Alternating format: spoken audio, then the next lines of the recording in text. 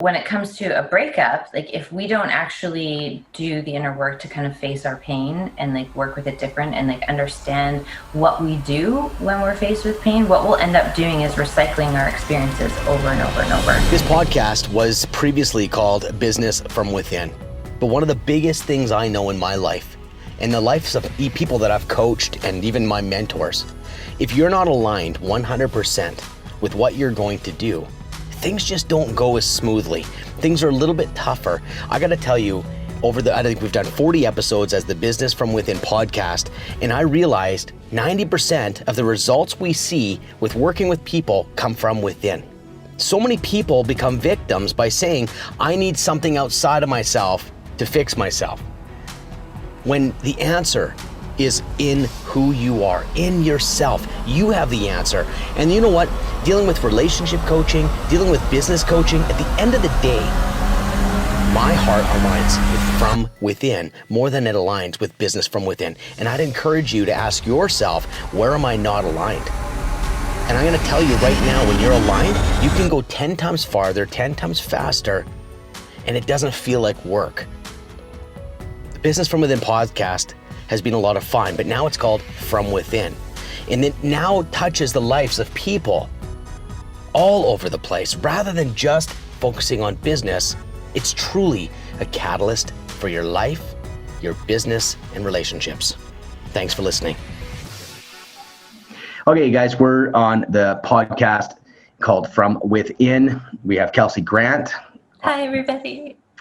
And we are going to talk about breakup, divorce, separation. Kelsey is in the midst of putting out her program, which is going to be one of a kind, and I am so excited to be able to support that. And I figured, let's talk about it on this podcast first, out of the gate. And I love it. I think growing up, there's a lot of thought about separation and is it good, is it bad, or hey, just dump your person and get a new one. Like there's so many different things happening. So I'd like to kind of open up, Kelsey, what's going on, and good to have you. Oh, thank you. I'm so excited to be here and to talk about this. Like, because it's one of those areas that people need a ton of support in. And in my opinion, there's not a lot of high quality resources or support to help people through a natural transition. So in my opinion, not every relationship is meant to last forever. And there actually isn't a relationship that ever does. You know, whether you're separated by choice or by death, like a relationship is going to end at some point. And you're going to have to deal with an ending. And like, it's such a natural part of the cycle of life, but also the cycle of relationships. And, you know, just like nature kind of shows us that there are 4 seasons, you know, in a year, like there are different seasons to our relationship world, and endings are a part of that seasonal, you know, shift. And so when we like right out of the gate think an ending is wrong or bad or it shouldn't be happening, then all of a sudden we get stuck in this shame undertow of like, there must be something wrong with me that I couldn't make this work, or there must be something wrong with me that they chose to leave. And so like, there's just so much of that going on. And then add in like our society doesn't really support or embrace an ending. And it's like the advice, oh my God, the advice out there drives me mental. It's like, just get over it. Or the best way to get over someone is to get under someone new. Like, are you kidding me? That is the worst. Why is that? Why? So okay, simply because, when you're heartbroken, your energy is at its lowest. So anytime that your energy is kind of down in the dumps, you're not actually seeing the full scope of a situation. So what you're attracted to when you're at your lowest is not necessarily in congruence with your highest alignment. And so when we choose people, when we're heartbroken, the part of us that's choosing is the wounded part. It's not the part of us that's aligned for partnership or aligned for our purpose or our best and highest good. It's the part of us that's hurting. And so we generally gravitate to people energetically who are going to reinforce that same energy that we're in. So whether they're like completely emotionally unavailable, or they just want sex, or they just got out of a relationship and they're hurting too, so they can't actually provide you with the emotional nourishment that you need. Because when we go through a breakup, what is actually required is a lot of emotional nourishment. And sex can be used to numb out. It can be used to distract yourself from the pain. Jumping right into a new relationship with someone else is a great way to avoid your grief, because then all of a sudden you're back in the love bubble. You're back in those like feel good, like everything is amazing and I'm never going to have to feel that pain again mode, until like that comes crashing down. And then the pain has only been compounding, but just underneath the surface. So like getting involved with someone else right away when you haven't even come back to your center yet, and you haven't given yourself permission to feel all the way through, can be incredibly destructive. And like it'll definitely help you avoid what you need to avoid in terms of your healing. So how we've kind of coached some girls on our show here a few times, and I think you brought up something, if I remember. How long should you wait? Like, is there a bit of a framework around maybe like how long, not necessarily how long, but is there like a few things like when do I know when I'm healthy enough to jump back in? I mean, it really is a case by case basis. What I generally use as my framework is I give myself 2 months of processing for every year I was in that relationship. So if it was a 4-year relationship, I know that I have about an 8-month span minimum that I'm going to spend doing my grief work, doing my integration. And that doesn't mean that I'm sitting around crying and like in the dumps for those 8 months. It means that I'm taking those 8 months to create an intimate connection with my emotional world. So I'm not going to bring someone else in to my life, because the second someone else is in your life, they naturally become such a focal point for you. And it's much more difficult to connect up to yourself and like focus on what's rising in you when you have this other person to focus on. Do you find that when, so in that scenario, I find that people are like, a lot of women are nurturing, right? Mm-hmm. And do they feel like maybe they go nurture someone else, they go take care of someone else rather than themselves? Just to avoid it? Yeah. Yeah. 100%, because we haven't really learned how to nurture ourselves. Like socially, it's very acceptable to nurture someone else or take care of someone else. And, we have this aversion to self-love, which is really just self-care. And, using self-care as a way to build the bridge of self-awareness, that's what self-love is all about. And our culture doesn't really support that. It's getting better. There are definitely more people like stepping into this conversation and doing this work, but as a whole, like it still hasn't. It's funny. Yeah. It's funny because me and you are in circles like that because we pretty much start the conversations. Yeah. Or we've surrounded ourselves with people that really love talking about, inner growth and healing and living to the max potential through that process. Yeah. And living a life you love and experiencing love. But then it's true. Like you step outside of that circle that you've created, like you go to a hockey game. That's not the conversation. You know what I mean? It's you go into like a neurotypical work field, an office environment. I really think it's really mainstream on some level, but on the other level, it's just so far behind still. Yeah, for sure. So when it comes to a breakup, like if we don't actually do the inner work to kind of face our pain and like work with it different and like understand what we do when we're faced with pain, what we'll end up doing is recycling our experiences over and over and over. And so when you're in the midst of heartbreak, it's such a perfect time to understand how you show up in love and the things that you're up against that actually block love in a relationship, because all of that is going to rise to the surface when a relationship falls apart. So you come face to face with your self-limiting beliefs the second heartbreak happens. Every single like phrase of your inner critic comes in loud and clear when you're in the midst of heartbreak. And that's part of what torments us so much, is that we're listening to these internal narratives, thinking that they're true, and then playing them out again and again and again, because it's a completely unconscious process that we go through.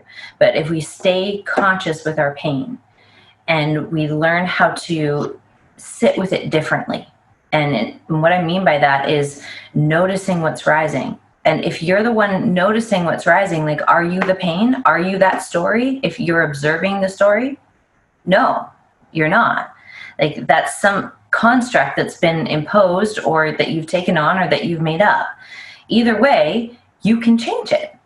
And like, that's the beauty. And I know it's such a weird paradox of like the beauty of a breakup, because a breakup will actually bring you face to face with the things that are blocking you from partnership, blocking you from the fullest expression of your love coming out, because all of those self-limiting beliefs are front and center. You literally can't escape them, which is why most people will default to getting under someone else.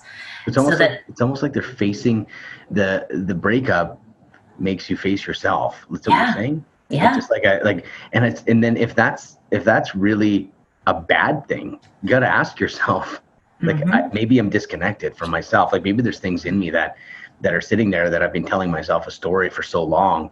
Sure. And I find, even, I'm sure you find the same thing when you're working with someone and you give them truth that they're not really excited about. It reminds me of those moments. But that is like, if people can understand, that is the moment. Yeah. That's when everything changes. It's like, yeah, I'm such a good dad. And and then someone goes, Ben, you're a real shitty dad. And no, what are you talking about? Like, do you get down on your floor and play with them? You're great on Facebook. Like I'm just thinking of like times where like that was me before. And then it's like, yeah, I'm a great dad. And it's like, people are like, yeah, you're not a good dad. Or my wife would say that. And then you get that slap right in your face. That is the moment you have a choice to say, maybe there's some truth here. Absolutely. And in every breakup, it's a result of both people. Like, a relationship doesn't end because one person is the source of the dysfunction. Yeah. A relationship ends because not only is it time for that relationship to end, you've gone as far as you can go with each other, but also both people contribute to the container called the relationship. And so, how we're interacting with each other, whether we're meeting each other on an emotional level, like, do we even know what our personal needs are? And do we know how to communicate them in a way that has our partner be responsive and receptive to that? Most people don't. And so it's no surprise to me that there are so many breakups, so many divorces, because people don't have the relational skills to ensure that their relationship stays healthy.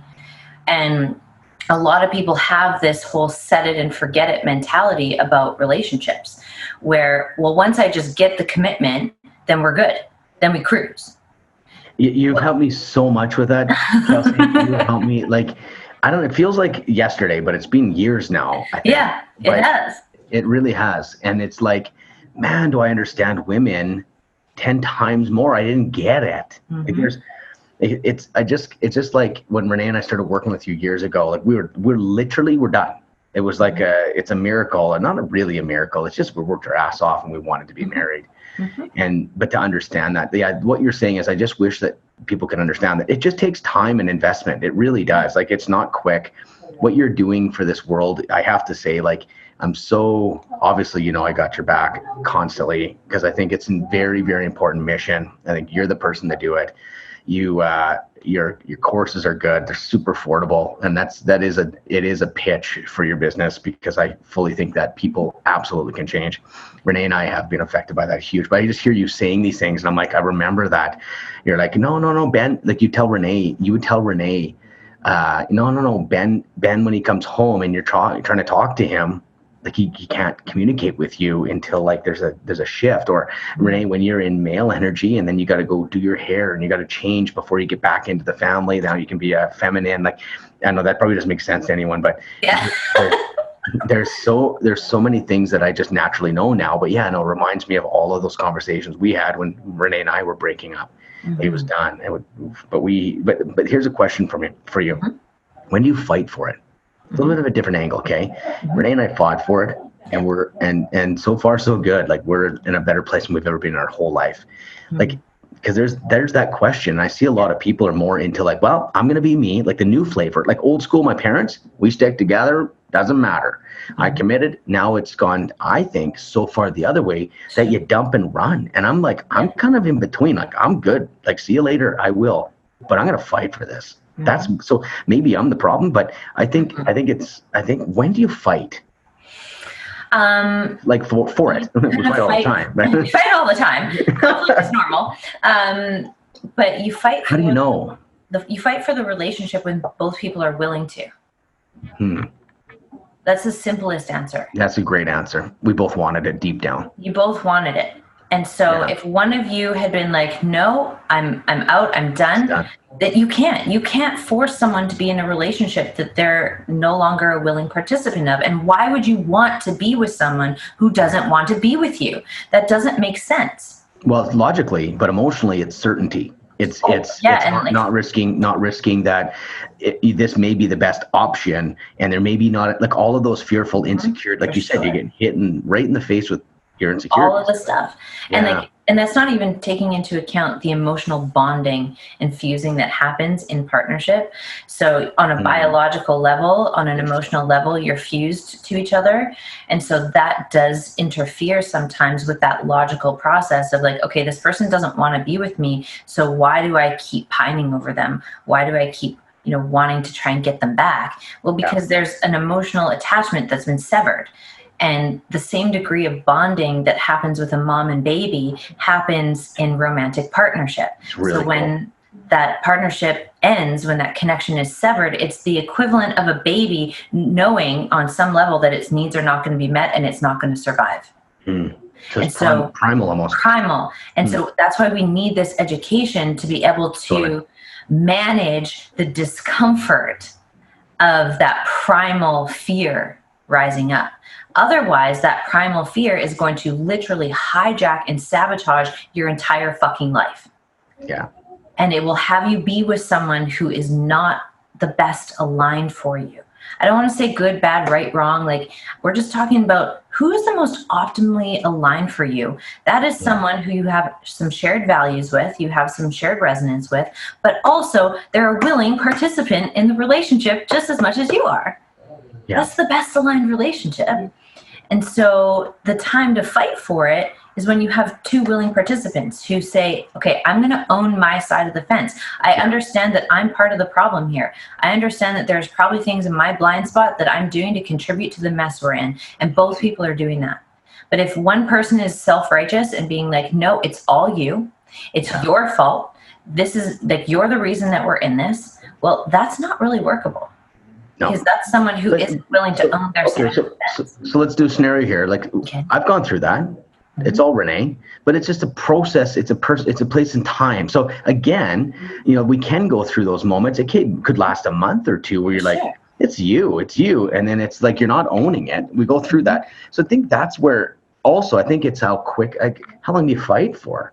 I think, so just in my own experience and is I feel like there's a point of letting go for real that puts the relationship almost like a chiropractic adjustment. It's almost like you're in this battle. You're trying to make this relationship work. And I'm like, I'm not letting go of it. That's my story, okay? And Renee's kind of letting go, but she needs the money. She needs my support as a man. Like, it's very difficult. You've got 5 kids. You go and sort of just keep bringing it back to me, but this is like... why not? But I think letting go was actually the thing, I think probably the single most powerful thing I did for the relationship. And I'm talking like, I'm renting a house, I'm out. Like, there was this commitment that I let go, and it was like, it changed everything. We both wanted each other. It wasn't working, but letting go, and I was for real. Like, this isn't like, I'm going to let go, she's going to lean in this way. Like, that's more what guys do. You're out of here, but do you want to stay? Like, it's not like manipulative, but I have to say that letting go has been the most powerful thing in a hard relationship. And I think that's not just in intimate relationships. It's in friendships. It's in fathers, mothers, brothers, kids. Like, I think letting go is something that we don't do. Have you got any experience or any thoughts around that? Well, like in terms of that particular example, it was a letting go, but also a complete alignment with your boundary. And so in that moment, like, you really stood firm in your boundary. And like, it gets to a point sometimes in a relationship where it's just really toxic. And there has to be like a break in order to be able to build a new relationship. Yeah. Like, and this is what happens after infidelity a lot of the time. And couples that stay together and who are able to work through that and actually design an extraordinary relationship. Sure. I've seen it. Amazing relationships can come Yeah, up. Yeah. absolutely. But what has to happen is the old relationship has to end. The old relationship has to die That's so in order good. to build a new one. And you can build a new one with each other, but you have to give up like your righteousness. You have to give up the identity of seeing your partner as the person that you met them as. And you have to be willing to grow and evolve and see them change instead of keeping them pigeonholed into this person that you thought they were, because change is scary. Yeah. And change might mean that they could change in another direction and move away from you. And we want to kind of prevent that from happening. So we like to keep our partners in this little container. Like, this is who you are. And this is who you're always going to be. And then the spirit is because I fuck need that. you. Yeah. And the spirit's like, no. We are in a universe that is constantly evolving and constantly changing. Like, literally, your physiology tells you this. Your body changes 100%. every single moment of the day. Like, your skin is regenerating itself. Like, I think it's something crazy. Like, every 7 years, like, your entire spine has been regenerated, and So like cool. you have a whole new body, which is so cool. And then we have this like weird paradox of like, but you can't change emotionally. You can't change psychologically. Stopping evolution. Like really? What? Like, and that's what causes the problem. Like, it's not the relationship per se. It's like how the relationship has been designed, how it's been constructed, and how each person is relating to each other. That's the problem. And so if you have a container like that you've literally outgrown, that container will need to break in order to build a new one. And you can do that with each other.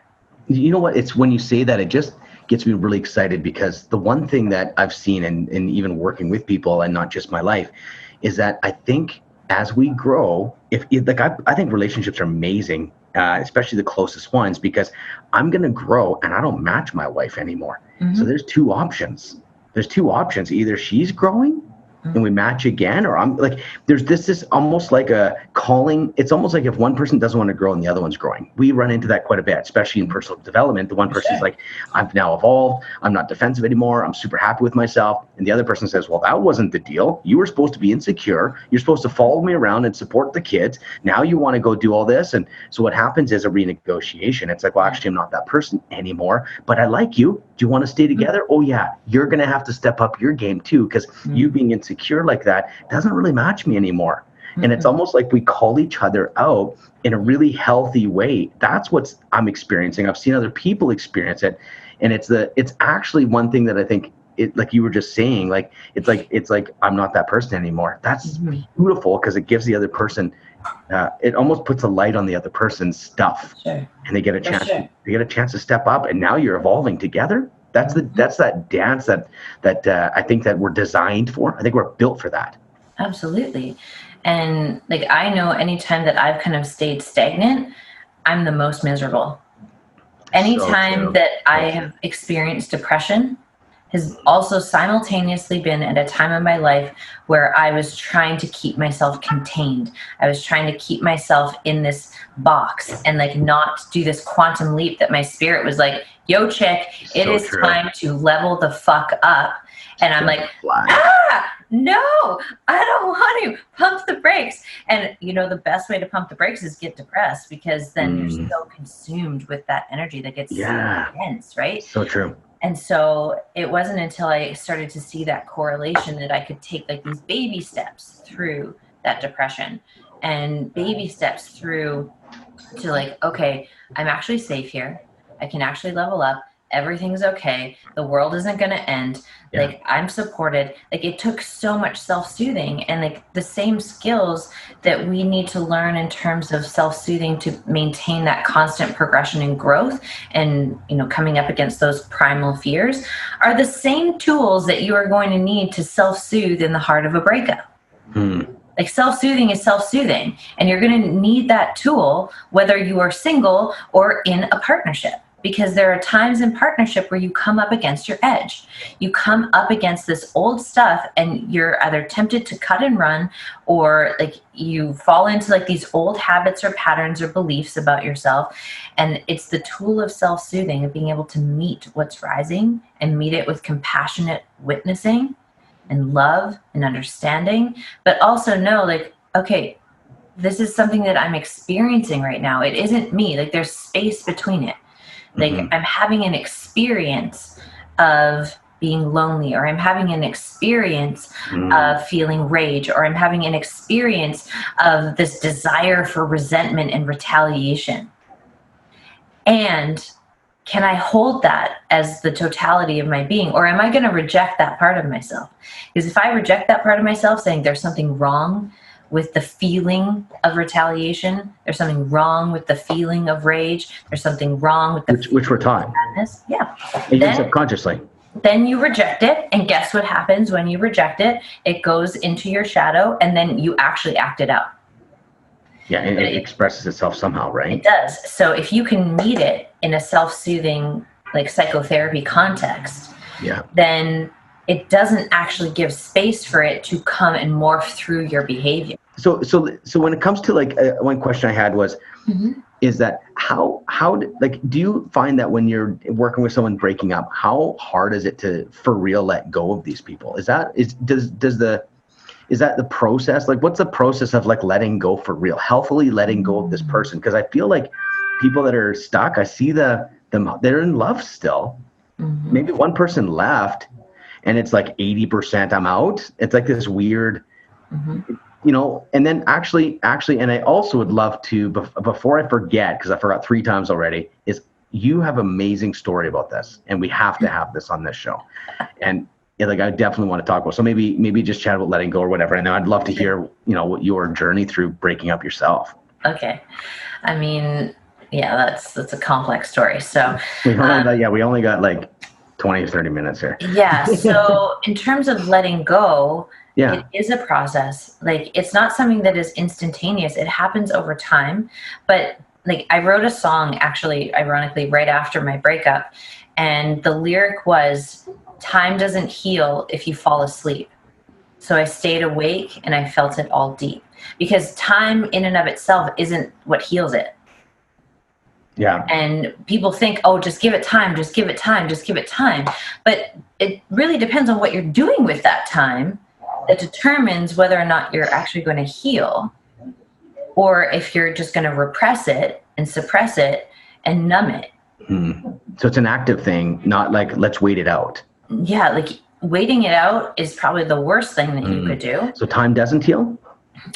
No, well, time and, you know, inner work heals. Yeah, it's really cool. I love challenging these package statements, right? Oh, time heals. Well, no, time leaves a big giant scar and a limp if you don't go through the physiotherapy for your leg or whatever, right? Totally. And like, look at people who have had, you know, trauma in their childhood that has not been processed adequately, has not been handled. So true. Is that healed? No, it's not, because it's interfering with their life, maybe when they're even 90 years old. So true. Time healed nothing.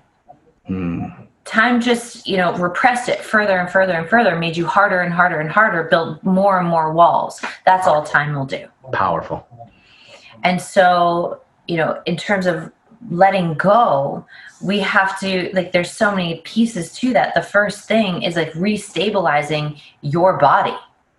So like, your nervous system is going crazy when the severing of that attachment happens. And so if we don't know how to self-soothe, and I'm going to keep bringing it back to self-soothing because that's the process that actually allows you to let go. And so when your nervous system is going bonkers, we need to support the body by paying attention to what we put into it. So when we are feeling shitty, what tends to happen? We gravitate to shitty food. We gravitate to drinking, partying, like mindless sex with people, like all of those things that kind of match the energy that we're in. So you want to heal, you want to actually effectively let go. Well, then we have to prime the body for that type of work. And so that means putting nutrients into the body. That means making sure your body is hydrated, making sure that you prioritize rest and rejuvenation, which is one of the hardest things, because we don't want to fall asleep, because if we fall asleep, that's one more day that we're not with that person. So let me stay wired. And so I can prevent another day from happening, because another day is another day that I'm heartbroken. And so like we have to tackle it from a kind of physical level first.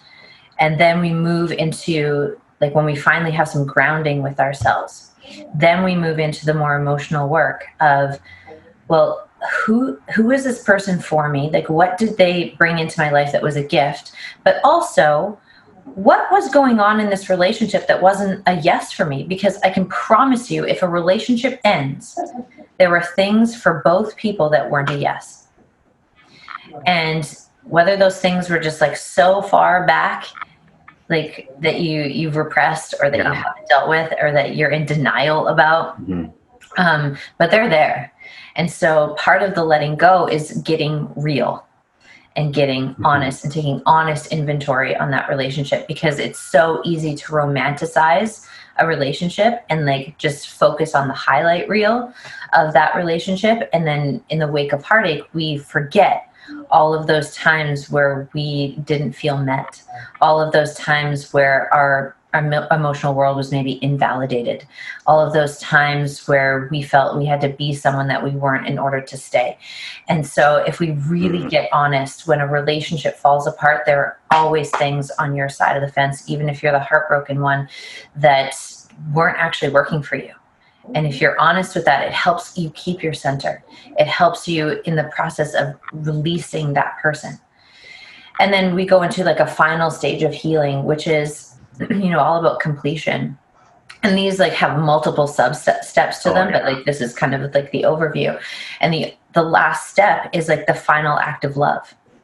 So what do you need to say in order to honor the relationship that you had, so that you're fully available to love someone new, and that they are fully available to love someone new? So a lot of the time we want closure, and closure is just an excuse to reopen the wound. Yeah. And it's just an excuse to kind of blame the other person and like say all of the gnarly shit that is in our heads, because we haven't actually processed it in that second stage. And what the third stage is actually about is going, whether you have that conversation in person or you have it, in a prayer sort of form or a meditation sort of form, or you write a letter and you never send it, whatever the context is. But you're able to get to a point of saying, these are the things that have forever imprinted my heart for the better because of loving you. Thank you for that gift. Thank you for this relationship. I love you, and I let you go. And like, it's the final act of love. Like, and this is how we know that we're dealing with love, is if we can sit in that conversation and truly want that person to experience happiness and love, even if it's not with you. Because if you don't want them to be happy, unless it's with you, you aren't dealing with love. You are dealing with wounding. And there's a whole, world of healing that needs to happen with that. But that isn't love. Like, love is actually wanting that person to have what they need. And also simultaneously understanding that if they aren't, like, if you aren't what they need, they're not what you need. And so it's a matter of like allowing that path to kind of diverge and being like, you know what, we served each other for as long as we could. This is what I'm taking away from this relationship that has forever enhanced my life. And thank you for that gift. And when we can do that, that's when it's complete. And I think about the people that are listening right now, thinking like, yeah, nice one there, Kelsey. Sounds all nice real theory. Nice. Yeah. Oh, well, yeah, I love myself. I love you. Good luck. I want to kill that mother effer. Like, there's different stages, right? There's just for sure. That is talking about the end, and that's talking about where you're actually releasing that. Because I could imagine you had. It's funny because we're out of our wounds. We birth some of the greatest gifts ever, and I feel like it'd be kind of cool to hear because it's not ironic. It's completely obvious. You're doing a breakup course, and it is absolutely comes from your own wounding and your own relationship that broke up, and you're a relationship coach. So I always thought like you must, like what you've had to overcome, it's like, that's a big deal. Like, that's like you're a relationship coach. It's like a guy teaching stocks and he lost all his money on stocks. It's like, well, who's that guy? And so can you share, obviously, even just Cole's notes, kind of like what you've gone through, for people that haven't heard you, more from my world, that are going like, Kelsey's doing this relationship thing. I kind of think there's some logical minds out there that need a little bit of like, oh, okay, get it. That actually happened in real life.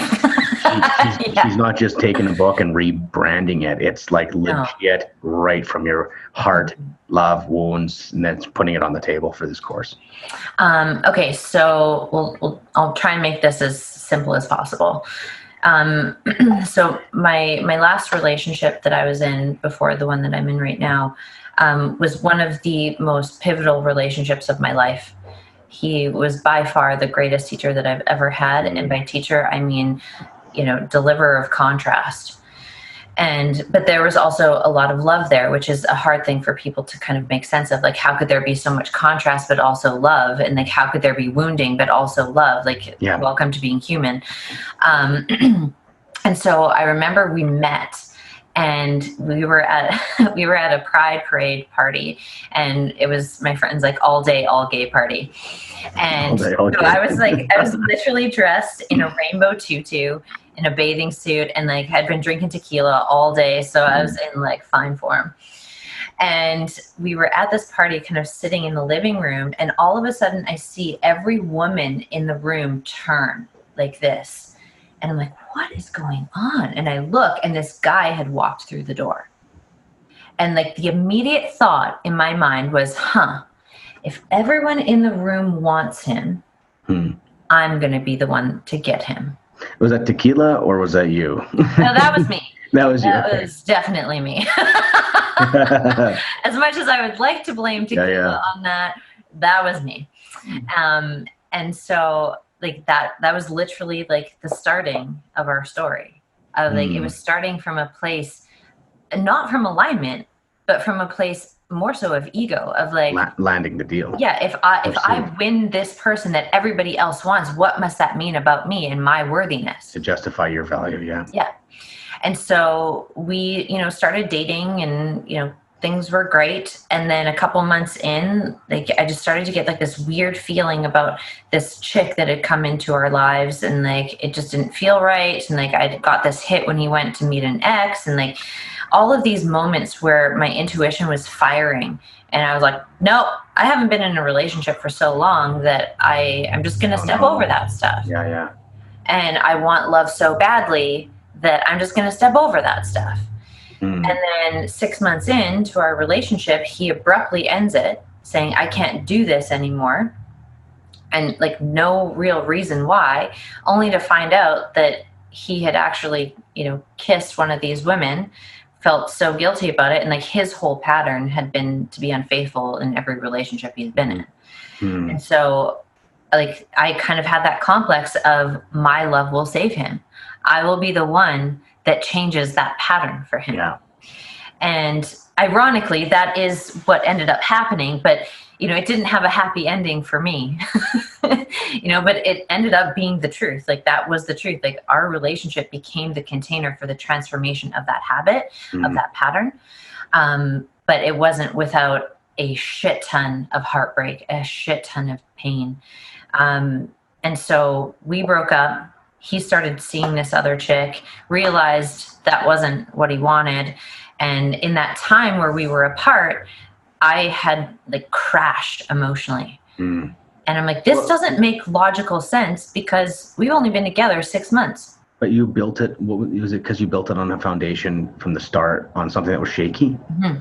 Well, and partly because, like, yes, that was there and I'd been overstepping my intuition.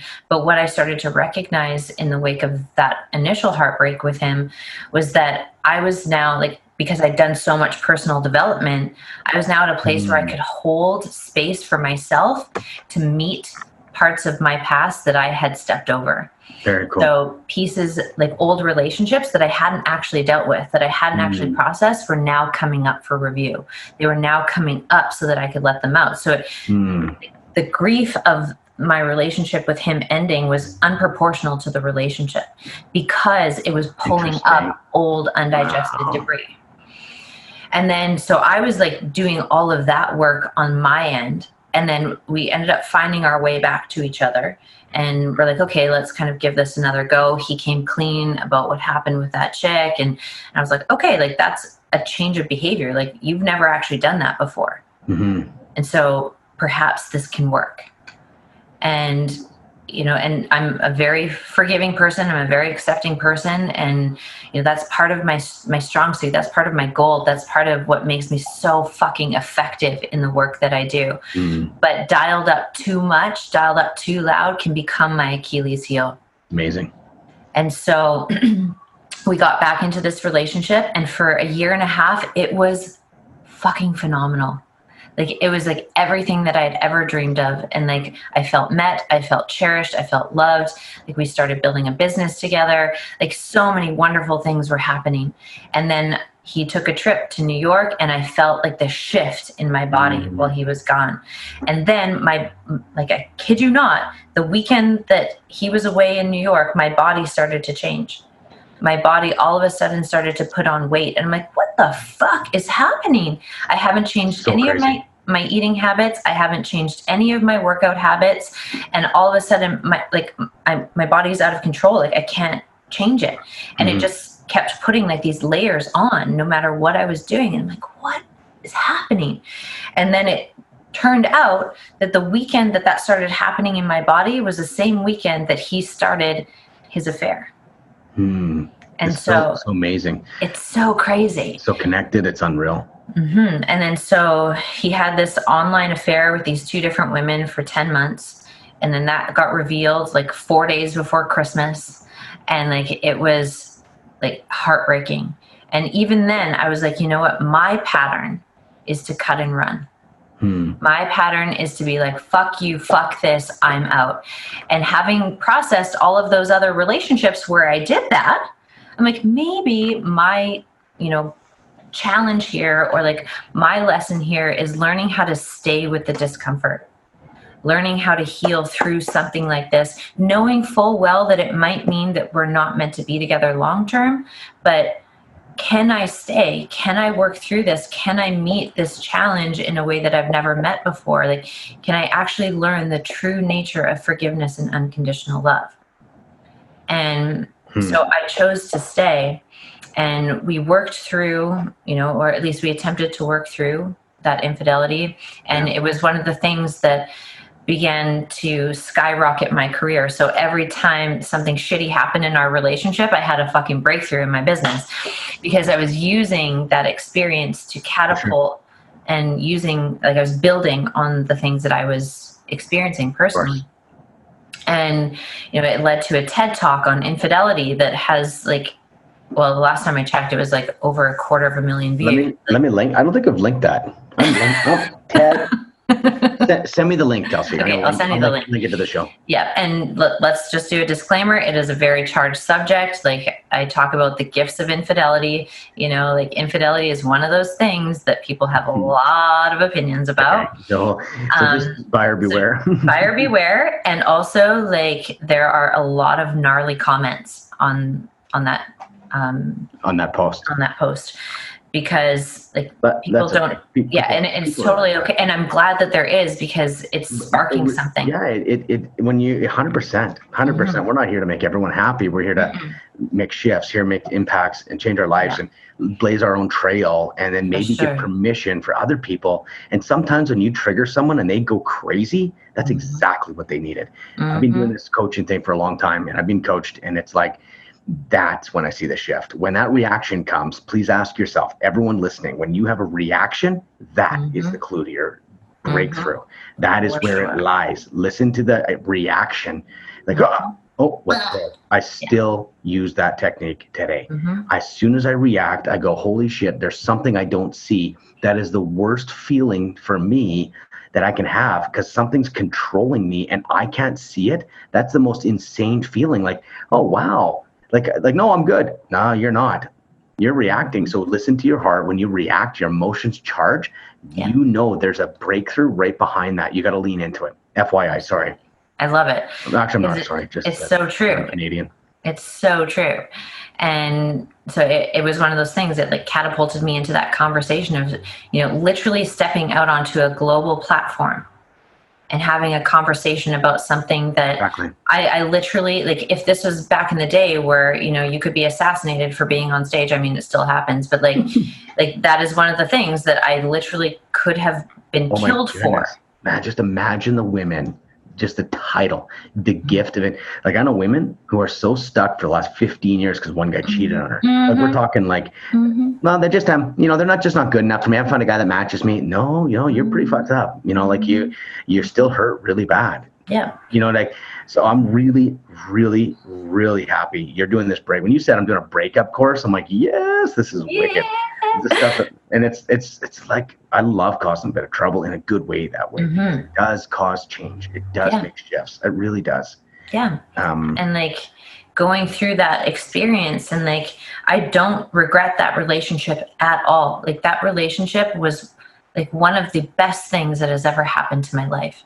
And like, as much as like there was this crazy shit that happened in that relationship, when I understand my former partner on a soul level and a heart-to-heart level, I can't help but have incredible respect for him for playing that role for me. Because him playing that role for me actually liberated me. Totally.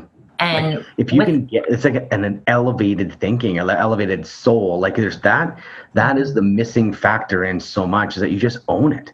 Yeah. You get like people that hurt me are the people that taught me. It moved me to where I need to be. Like, there's a reframing of how you think about these things. 100%. So it's really cool. And like, even though like we kind of went through that process of like, we did therapy and like we really tried to work our way through it, like we ultimately weren't the right people to continue past that point. Like, we were the people to activate and stir all this stuff within each other, because I was inevitably activating him and stirring this very old pattern in him to come to the surface so he could finally fucking deal with it. And like, and then there were things in my dysfunction that he stirred within me, and so that I could finally fucking deal with it. And like, the way that our relationship ended was like, he ended up becoming involved with someone in our social circle. And so it was one of those things that it was like so finite, because I'm like, I can't go through this again. And like, had it just ended being like, okay, we're just breaking up, we probably would have stayed stuck in that cycle of breaking up and getting back together, breaking up, getting back together. But because it was a repeat of the pattern, once again, I was like, this is a hard no. And like, I can't go forward with this person again now that I found this out. And it was heartbreaking. Like, finding out, like, after we had just gone through all this infidelity and like done all this work, to like go into that track again. And not only like go into that track again, but go into that track with someone in our social circle. Like, there was nowhere that I could go that it wasn't in my face. And so it was like the worst possible conditions to have to do this healing integrative work with. But also, like, I'm like, if that was like my path, obviously there's a part of my story, there's a part of my teaching that is required to support other people through that, because I had to go through a fucking gauntlet to get to the other side. And to be clear, like, it wasn't this like explosive, disrespectful ending.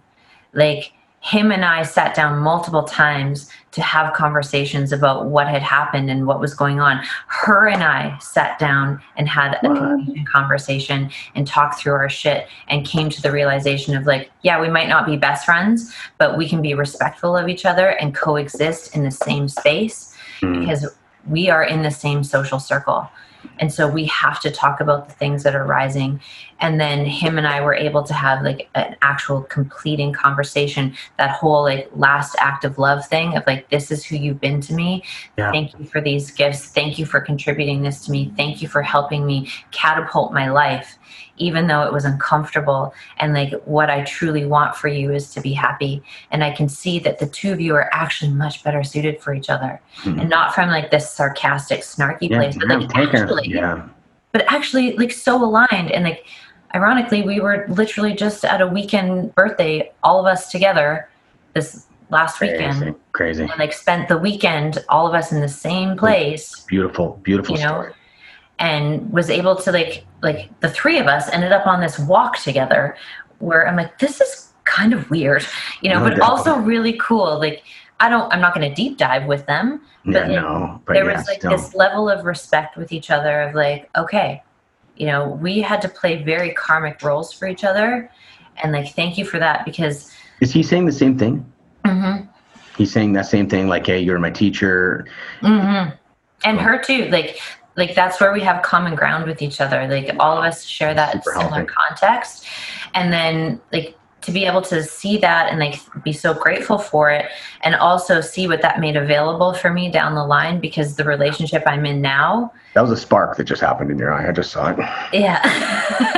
And like the person that I'm with now, he's truly extraordinary and like is aligned with me in a way that I've never experienced before. And it feels really safe. It feels really open.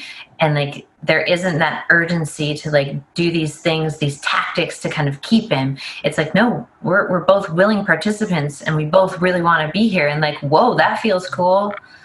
And like, and now him and I are actually creating this breakup program. Like, it's not just me. Cool. And, he's been through his own gauntlet of experiences too. And we're taking those experiences and pouring them into this program. And like, I know it works. I know this process works because not only did I, heal my heart and like actually create resolution, not only with that relationship, but all the ones that came before it. It also opened me up to a level of love and a level of depth and a level of intimacy that I had never actually experienced before with someone new. It's really interesting that the level of pain and the level of overcoming, and it's almost to increase your capacity. Yeah, 100%. Like the thing about a broken heart is that it's an open heart. Oh, yeah. An open heart has a greater threshold to love. And the reason why your broken heart feels so uncomfortable is because it's cracking open. It's expanding. Expansion is fucking painful. When you're a kid and you're getting your, adult teeth, that is uncomfortable. When you're a baby and you're teething, that's uncomfortable. Yeah. When you're growing, your body aches. Yeah. And the same is true when you're expanding your emotional muscles. And so when you're heartbroken, you're actually expanding your capacity to love if you use that heartbreak wisely, because you can actually use that pain and shut it down and close off and close your heart, or you can use it to expand your capacity to love, which also expands your discernment.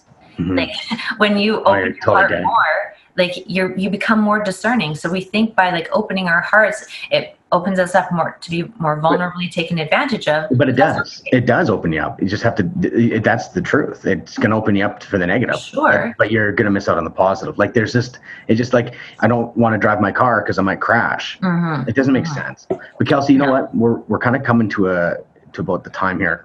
Yes. And I got a bunch of stuff to do, like go out wings and Guinness. This guy's texting me about wings and Guinness. I'm just I'm busy doing things right now. So guys, that's this show.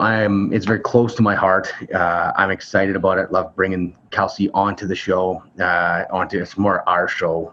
This is Love and the Raw Truth. Mm-hmm. And I think once you have your course done, let's link it. Okay. To the podcast as well. Just send me all the stuff. Sure. And then, amazing. Thank you. Yeah, super cool. Anyways, let's wrap it up there. Okay. And I'll stop recording now. Cheers. Thanks so much, guys. Oh, by the way, let me say nothing. We're gonna wrap it up there.